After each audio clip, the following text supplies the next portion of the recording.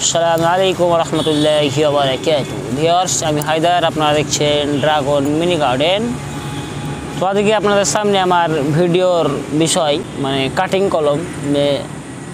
গাছের যে বংশ বিস্তার তার কয়েকটা পদ্ধতি রয়েছে, গ্রাফটিং, কাটিং কলম এবং এয়ার লেয়ারিং, যেটা কলম এয়ার লেয়ারিং প্রসেস বা কাটিং প্রসেস বা গ্রাফটিং প্রসেস। তো গুটি কলম বা এয়ার লেয়ারিং আমার চ্যানেলে ভিডিও রয়েছে, পেয়ারা, লেবু, মৌসুমি, এগুলোর। কাটিং কলমের ভিডিও আমার দেওয়া নেই। তো আজকে আমি আশ্চর্য একটা ফলের গাছ, যেটা আপনার ভিডিও দেখেছেন, সেটা হচ্ছে মালবেরি। আশ্চর্য এই জন্যই বলছি যে এর পাতা ছাঁটাই করলেই ফল হয়ে যায়, এনি টাইম ফল হতে থাকে। তো সেই মালবেরি গাছেরই কাটিং থেকে কীভাবে আমরা কলম করব সেই নিয়ে আজকে আমার ভিডিও। চলুন আমরা চলে যাব মালবেরি গাছে। চলে এসেছি আমি মালবেরি গাছের কাছে। এখানে দেখছেন মালবেরি গাছ, আর এই ডালগুলো থেকে আমি কিন্তু এখন এর কাটিং কলম করব।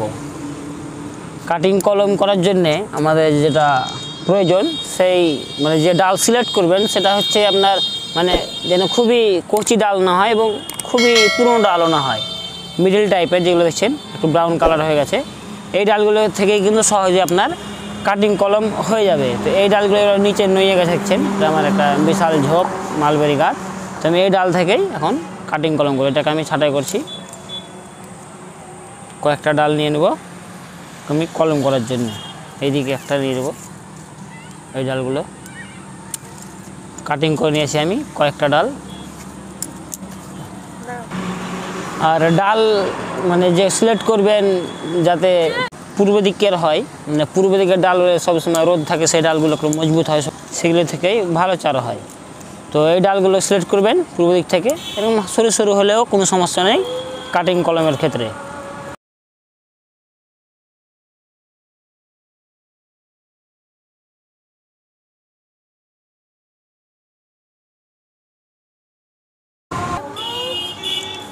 তো ডালগুলো আমাকে 5 থেকে 6 ইঞ্চি কেটে নিলেই হবে, এরকমভাবে কেটে নিয়েছি। আর একটা বিষয় দেখতে পাচ্ছেন, আমি এখানে না কোনো স্যানিটাইজার নিয়েছি না কিছু নিয়েছি, কিছু নিইনি, কারণ মালবেরি গাছে একটা দুধ বের হয়, যার কারণে তো ফাঙ্গাস লাগার কোনো সমস্যা থাকে না, এমনিতেই হয়ে যায়, তবে সহজেই হয়ে যায়।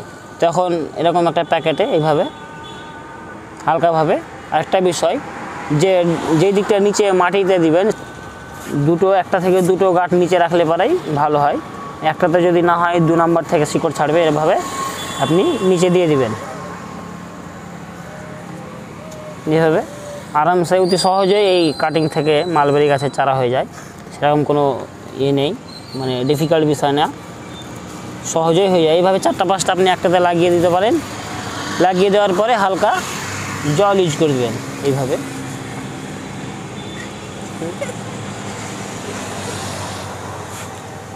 হালকা জল ইউজ করার পরে এটাকে ছায়া জায়গাতে রেখে দেবেন, যতদিন না দেখছেন যে এতে থেকে কোনো অঙ্কুর বের হচ্ছে, ছায়া জায়গাতে রাখবেন। অঙ্কুর যখন শুরু হয়ে যাবে বের হওয়া, সে সময় আপনি রোদে নিয়ে আসতে পারেন। এইভাবে আমার এই প্রসেসেই করা কাটিং থেকে কলম এখানে রয়েছে আমার। এখানে দেখতে পাচ্ছেন, এতে 4টা সম্ভবত দিয়েছিলাম, একটা হয়তো মারা গেছে, 3টে হয়ে গেছে, দেখতে পাচ্ছেন এগুলো। আর আরেকটা গাছ আমার সম্ভবত এই চারাগুলোর সাথে এটা করেছিলাম, তো এটা বড় প্যাকেটে লাগা আছে বলে বড় হয়ে গেছে, আর এটা সময় পাইনি বলে ওখানে রয়েছে বলে এখনও ছোট হয়ে রয়েছে। এটাও কিন্তু আমার এই তৈরি করা চারা। আরও এরকম কয়েকটা রয়েছে, এখানে দেখতে পাচ্ছেন ঝোপঝাড় মালবেরি বাগান হয়ে গেছে। তো এই প্রসেসেই যদি আপনি করেন কাটিং কলম, তাহলেই কিন্তু একটা থেকেই গাছ মানে পুরো ছাদ ভর্তি হয়ে যেতে পারে আপনার মালবেরি গাছে।